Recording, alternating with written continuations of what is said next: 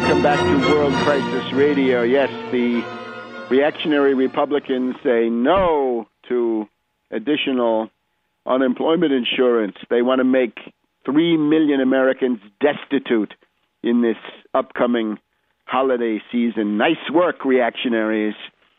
And of course, one of their new young guns, a new raving reactionary from the boondocks, in this case from the Eastern Shore, right out on the Delmarva, Andy Harris, having defeated the incumbent Democrat who was a beneficiary of the Obama hysteria of 2008, was told that he'd have to wait 28 days to get his mandated medical plan from the House of Representatives. And he said, what am I supposed to do if I have to go 28 days without any medical insurance? So you can see the grotesque double standard, the unbelievable hypocrisy. The legions of greed have come to town. My money, my money, my money is their banner. And forget about that. Don't tread on me. That's for the suckers. My money, my money, my money. And we're now approaching Thanksgiving. Thanksgiving 2010. It's a grim and sad time. The Depression is getting worse. We'll go through some of the symptoms. I can recall in 1994, after the Republicans with Newt Gingrich and a similar gang of reactionary thugs had come in, they immediately began talking about orphanages. They said, well, you know, these foster care programs are too expensive. Let's have orphanages. And I can recall the Thanksgiving issue, the year-end issue of Newsweek magazine, right, with all sorts of cartoons. And the cover was essentially Newt Gingrich as Uncle Scrooge.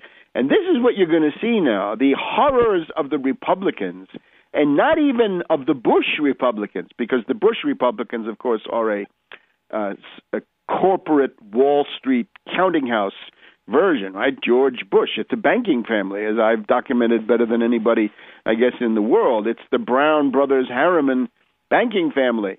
Read it. The unauthorized biography of George H.W. Bush, 1992. Buy it now through the Tarpley.net website, or sample it. It's available for free online. There, the entire book always has been since October 1996. So go take a look.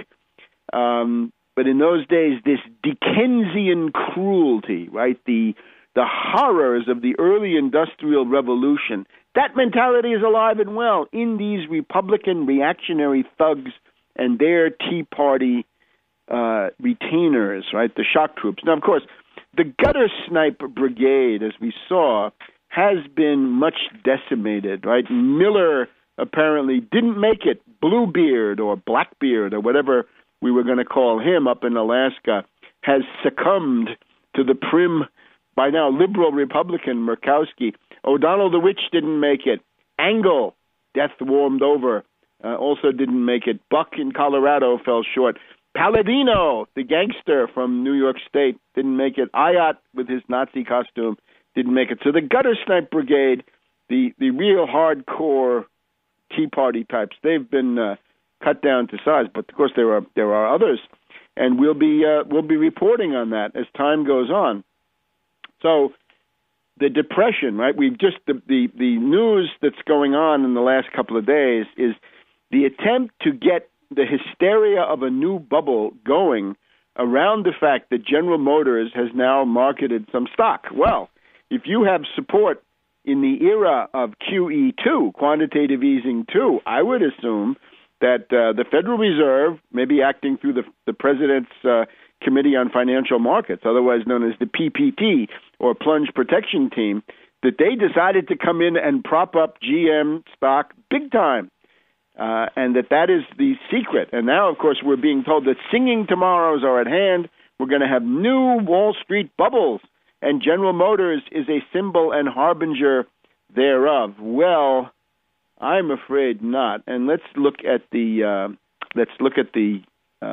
misery that's going on. Right? We've talked about the unemployment, all of that unemployment. Right? The 2.8 million minimally who will lose everything by the end of the year unless something is passed.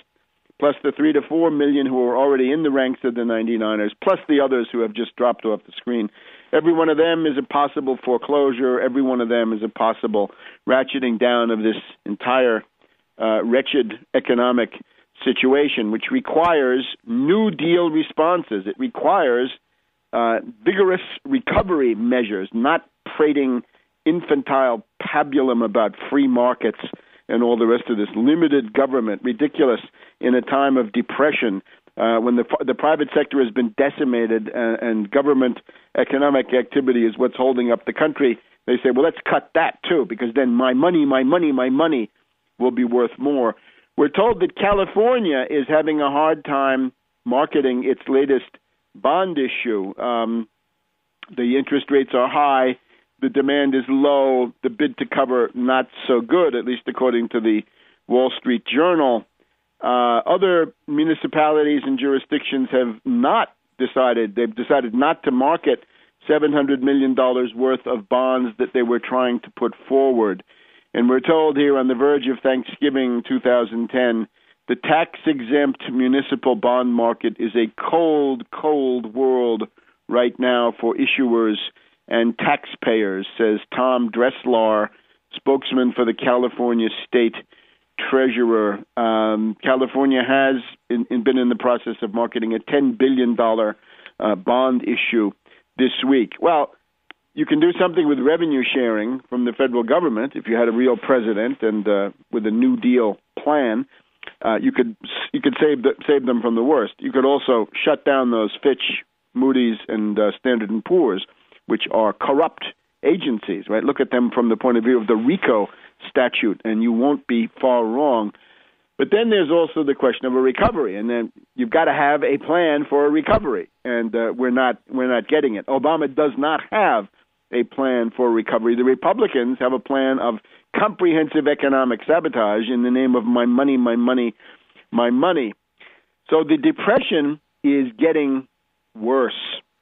And it will continue to get worse. There are some minor cyclical things that might happen, but broadly speaking, it doesn't work that way. There's no business cycle that's going to lift you out of it. So therefore, time to get active. And that means, of course, agitation. Now, here's a 4-point plan, or if you like, maybe a 5-point plan. This is essentially an immediate agitational version of the 5-point plan that I have had up on the website for some months now, focusing immediately on the tasks of the moment. First of all, no cuts, no cutting, no gutting. We're going to go through the legions of austerity ghouls and austerity vampires that have come forward, right? The death panels for the United States that have been delivering their ridiculous, hideous ideological products. We would say no cuts, no cutting, no gutting. No cutting, no gutting of Social Security, Medicare, Medicaid, unemployment benefits, and what's left of our social safety net, the Head Start program, the WIC program for mothers and infants, and other essential programs. No cutting, no gutting. Well, where do you get the money? Easy. Take the burden to the people who caused it and the people who represent the largest untaxed stream of so-called wealth in the economy. 1% Wall Street sales tax. 1% comes off the top of Wall Street turnover.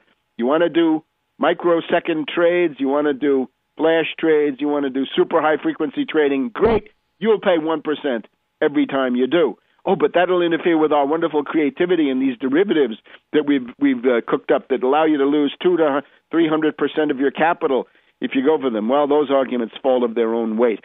1% Wall Street sales tax, 1% Tobin tax, 1% Robin Hood tax, transfer tax, financial turnover tax. You get the idea. Wall Street pays for the depression, not American working people. That's the central question. Back in a minute on World Crisis Radio.